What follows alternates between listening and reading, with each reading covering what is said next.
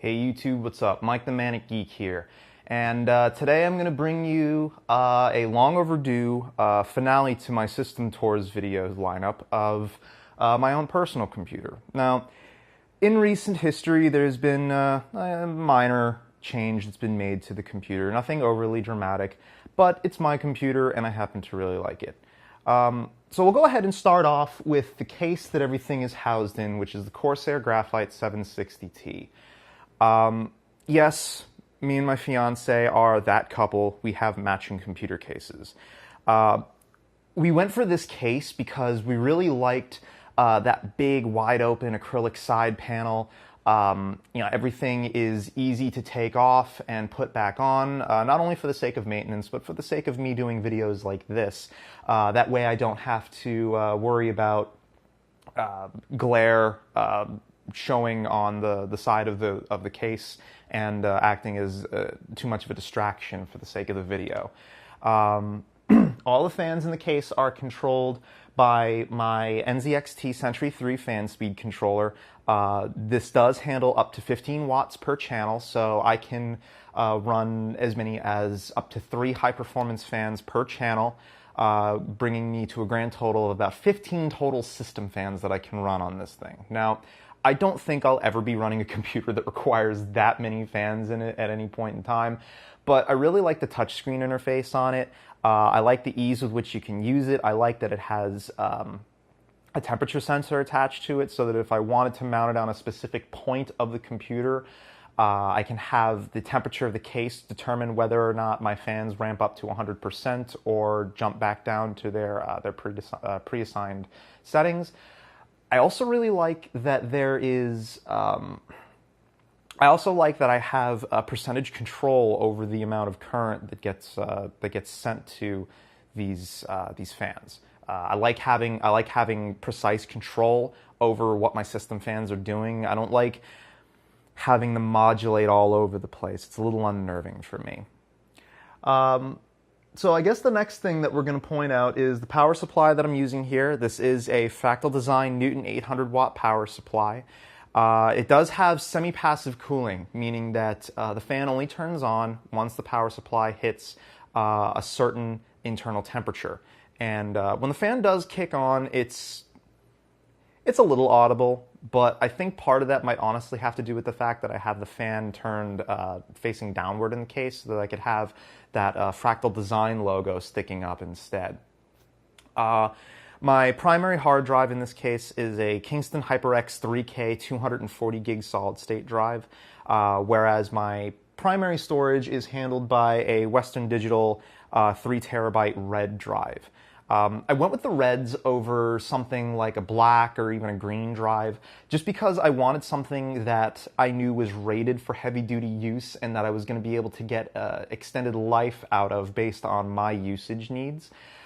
Plus, I was pretty well aware that even for it being a NAS-oriented hard drive, this thing is not very loud at all. Like, I honestly can't even hear it when I have my ear propped up next to it when it's spooling up trying to read data. So, yeah, the Red drive is really a go-to hard drive for me. Now, my motherboard that I've selected for this system was the Asus Sabertooth 990FX R2.0 motherboard. I also have 8 gigabytes of Corsair LP low voltage memory clocked at 2,133 megahertz. And I have an FX 8350 running at 4.7 gigahertz at about 1.425 volts. Again, this is nothing earth-shatteringly powerful.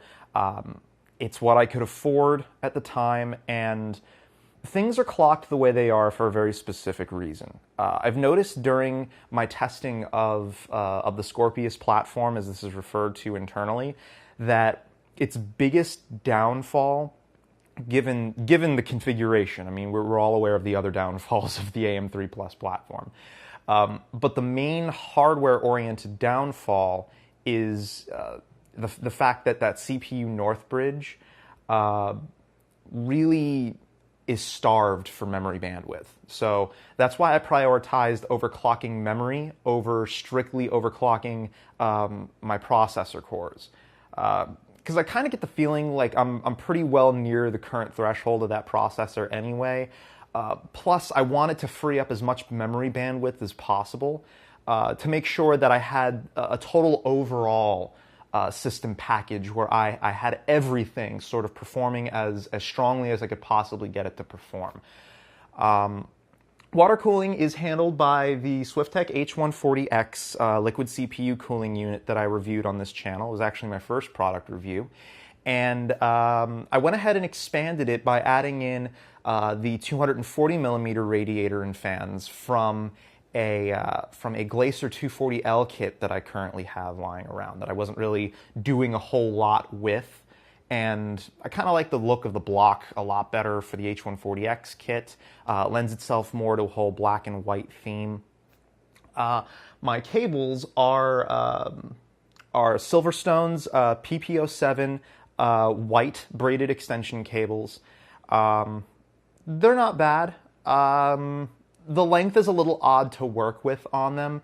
And based on how they were packaged, the cabling always has a little bit of a hard time routing the way I want it to.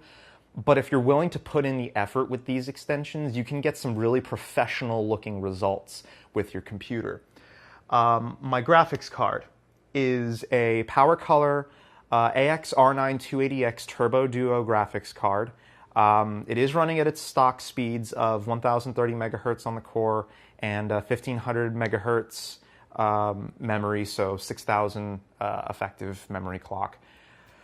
For a while, I was messing with overclocking the graphics card. I believe I got it up to a maximum of about 1160 megahertz. But what I noticed was that the factory heatsink on this card, for it only contacting the GPU itself, the GPU cores, it's kind of still woefully inadequate for cooling this particular card.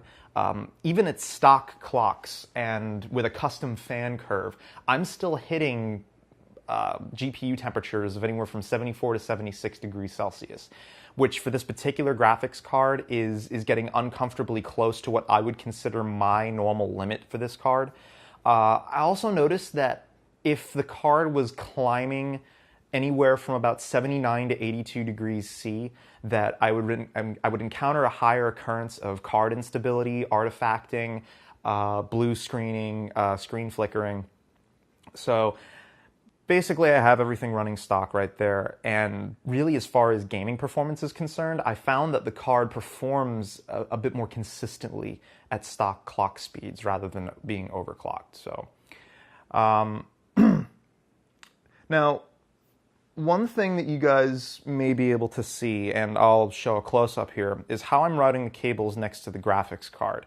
I'm actually using the heatsink with a tie strap to keep the cables running nice and smooth along the side of the heatsink to make sure that I'm getting as much airflow as possible over towards the fans for the GPU rather than having them collide with the cables and get all messy and turbulent all over the place.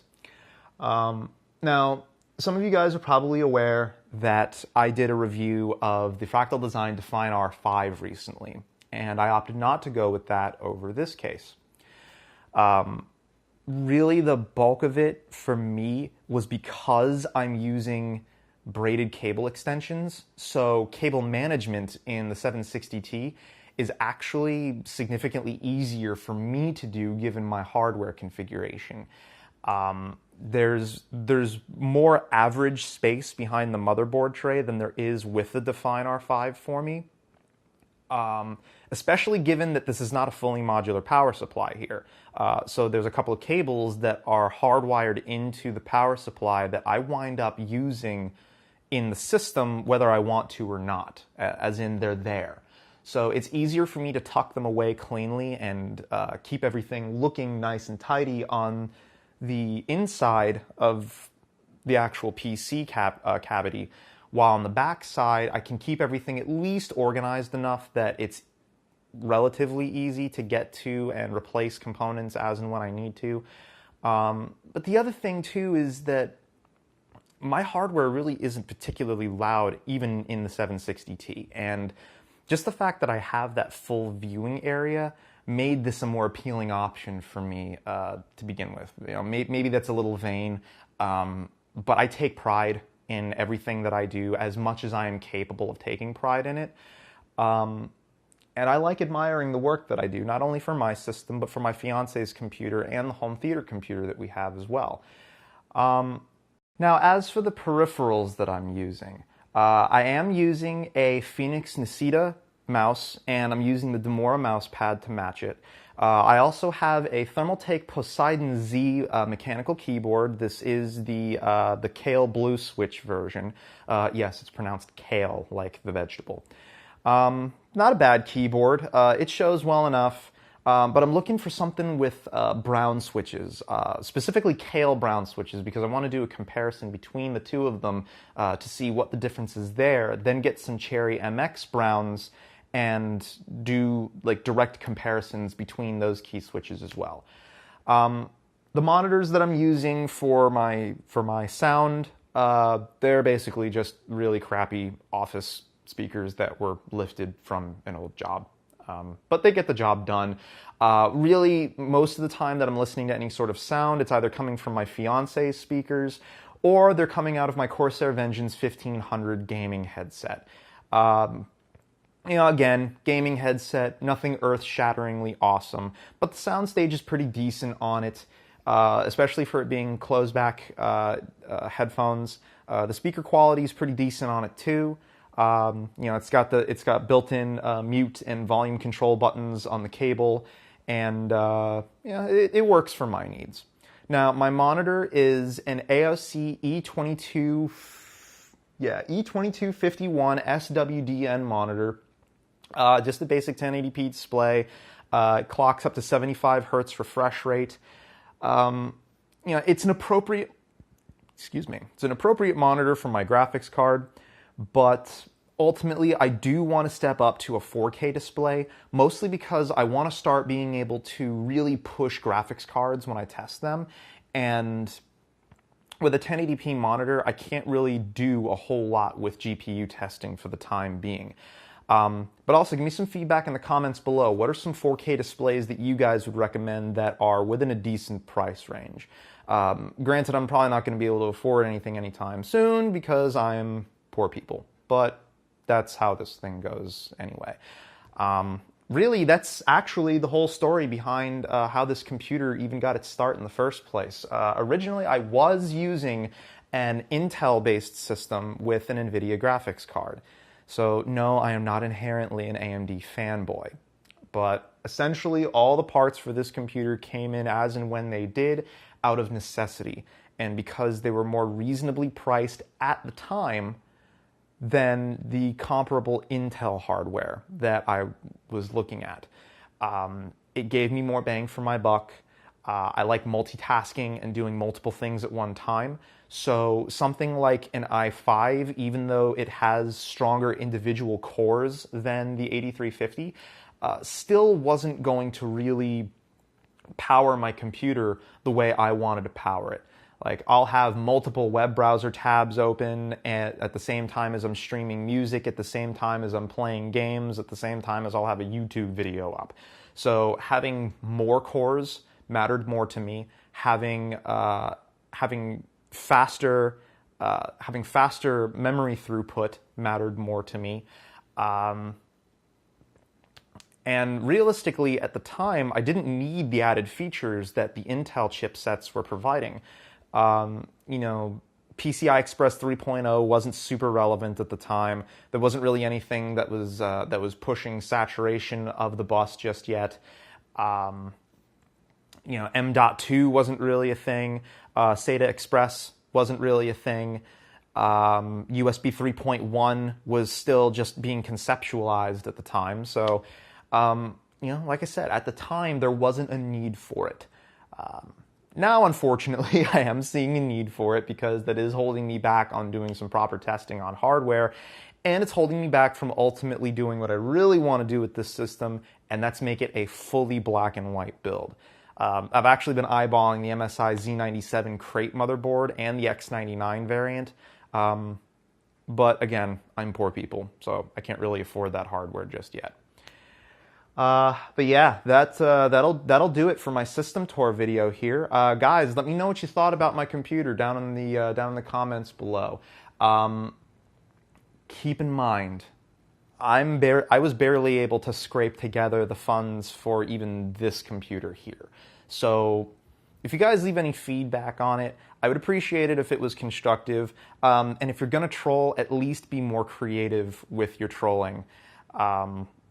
You know, unoriginal trolling in my comments is just kind of boring and uninspired, and I appreciate the laughs for those that do it and do it well.